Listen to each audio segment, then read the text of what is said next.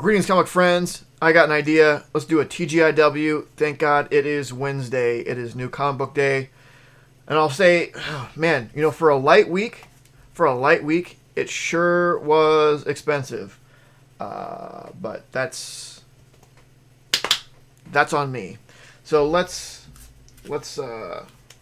get cracking. Let's see what we got. We got some okay stuff. We got some really good stuff, and we got some really okay stuff. Bunny Mask number 3. Dig this book. If I picked this up when I was on my I'm not picking up any more series, but I read the number 1 and I liked it so much that I broke that rule. I break a lot of my rules, which is how I get into the problems that I have. But at least there's an attempt. And I realized that it's a problem. All right, so Deep Beyond. I wasn't sure, I think, when I got number 6, if it was the end, if it was a 6-issue series or a 12. It turns out it is 12. So here is number 7. I don't like this as much as what I did at the beginning. It started off as like this undersea horror, what's going on? And now it's more of a sci-fi world jumping sort of thing. It's not bad. It's just, it's not what I wanted. It's not what I signed up for. I'll probably see it through because I've made it this far, or I've paid for it this far. So I might as well see it through. Joker number 6. This has been okay. I think I mentioned last time it's almost more of a Commissioner Gordon story. I don't know how long I'll stay on this because Tinian is going to be leaving DC to focus on the more creator created stuff, his own stuff, which I don't blame him because he's doing fantastic. Doesn't really need to do DC stuff anymore, or at least right now. But he's leaving, and I don't know what the Joker book without him looks like. So we'll see. Maybe I'll read this and see if it's like at a good leaving off point. If it is, then I'll just drop it now. Speaking of drops, just because I'm thinking of it now, I dropped Wolverine. Which kind of bummed me out because I really liked it at the beginning when it was definitely a Wolverine solo book, but the last few issues have been so integrated with the other X teams, and I don't read any other X books, that I'm lost, and it's just they're tie-ins to stuff that I don't know anything about or care about, so I had to drop it. I wish it would have stayed independent. I like good Wolverine solo stories. I understand Wolverine is an X character, and he has to do things with the X teams, but just do it in those books, right? Wolverine can show up in X-Men, in Marauders, or whatever. If I get a Wolverine solo title, I get it because I want Wolverine solo, and it was becoming not that, so I had to drop it. Anyway, Rorschach number 11, penultimate issue. It's I think I mentioned last time, like, these 12-issue Tom King stories, they're interesting in the beginning, they suck in the middle, and they get interesting in the end. So it's getting interesting. Is it worth putting up for with the 6, 7, 8 issues in the middle where it's just kind of like, ugh, where's this going? Probably not. So I've kind of learned my lesson with Tom King. If I do see a limited series of his, I'll make sure to find out if it is a 6-issue or a 12-issue, and if it's 12-issue, I'll just leave it. Silver Coin number 5. This book has its head on the chopping block, which bums me out. I was so excited for this book. The first issue was great. The idea of these horror anthologies, different writer, different creative team for each one is a great idea. The concept of everything having to involve this silver coin was an interesting idea that seemingly none of the creators care about. Like, I don't know what instructions they get about the silver coin, but I don't think any of them pay attention to it. Because aside from like that first issue, the silver coin was completely inconsequential to every story. So what you get, which would be fine, but don't try to make it a thing. Just make it some horror anthology book, and then don't and not have some very, very loosely related thing with the silver coin. It just makes it look like it's an afterthought, and it makes it look sloppy and not well thought out. So if you just want to allow creators to write their own little one-shot horror story, just do that. Don't make them do the silver coin thing, which they are just going to barely care about. It just weakens the whole thing. So again, I'll read this, and then we'll see. I'm always looking for things to cut. So if something is going to stick its neck out, it's going to happen. Spider-Man, Spider Shadow. This is okay. It's something else. It started stronger than what it is. It's still really good, but I feel it started out a little bit stronger than what it is now. It very quickly became, how I want to say, there wasn't a whole lot of time with Peter as bad guy in the black suit. Which is kind of what interested me in it. It became more of, okay, now help me.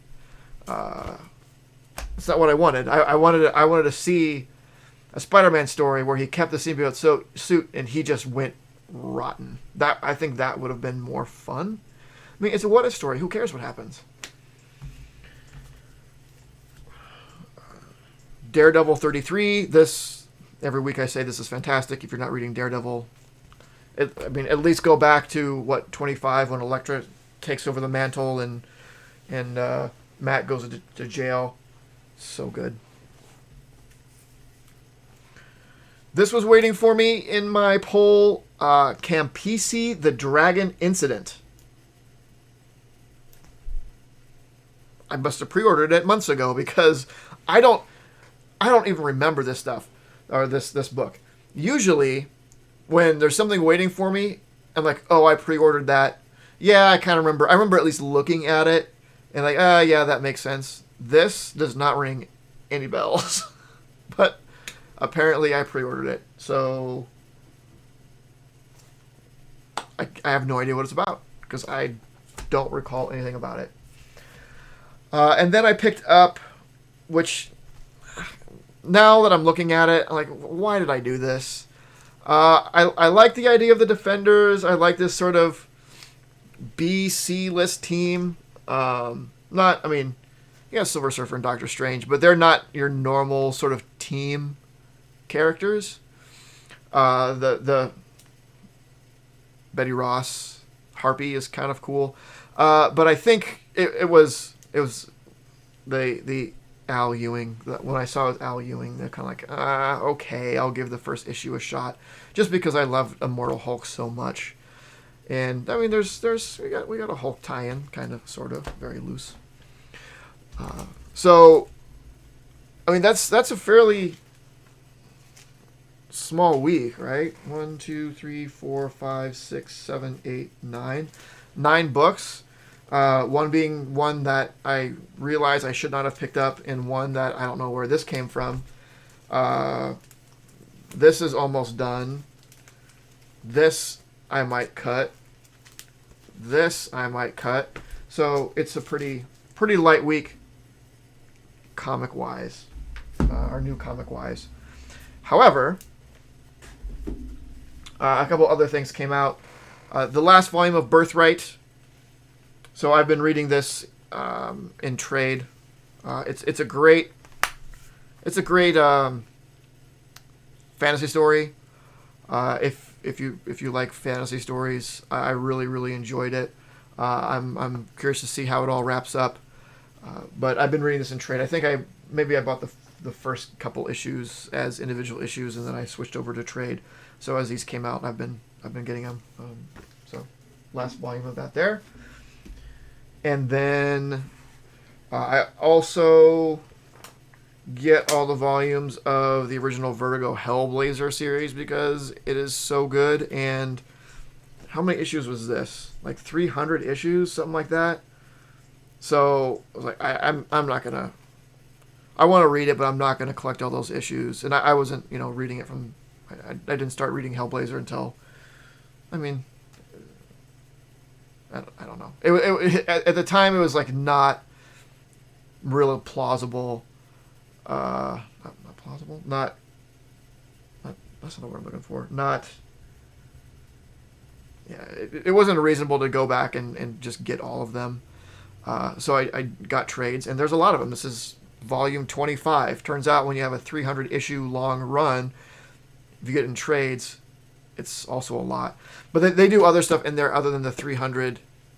I might be wrong. That number might be wrong. But they put like one shots and limited series and that kind of stuff in there as well. So for example, this collects issues 276 through 291, as well as previously uncollected story exposed from DC's 9/11 anthology. So they put other stuff in there.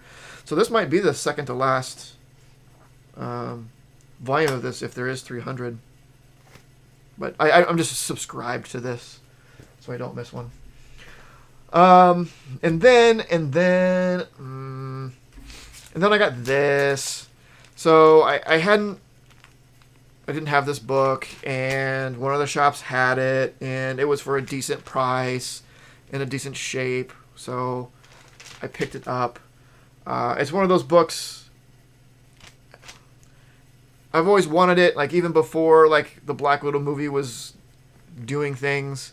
It's just unfortunate that you have this list of books that you want of like first appearances or keys, and the list is so long, you can't get them all at once. You have to get them as you find them, or you prioritize them. I'll have to say, while Red Guardian or Avengers 43 First Red Guardian was on my list, it wasn't a high priority because it's only the Red Guardian, but I did have it on my list that I wanted it. So it's one of the I'll get it whenever. Who would have thought that Red Guardian would end up being in not a TV show, a Marvel movie? Not me. So, I even given that, I think the price for this was pretty good. Also considering it's Avengers 43, that's an old book. But I was okay with it. The condition was reasonable for how much I care about Red Guardian, so I picked it up. So yeah, it's the lightest week I've had in a while, but it's also the most expensive, which is kind of strange. But 2 trades, and an old Silver Age key issue tends to make things cost a bit more than usual. But that's good.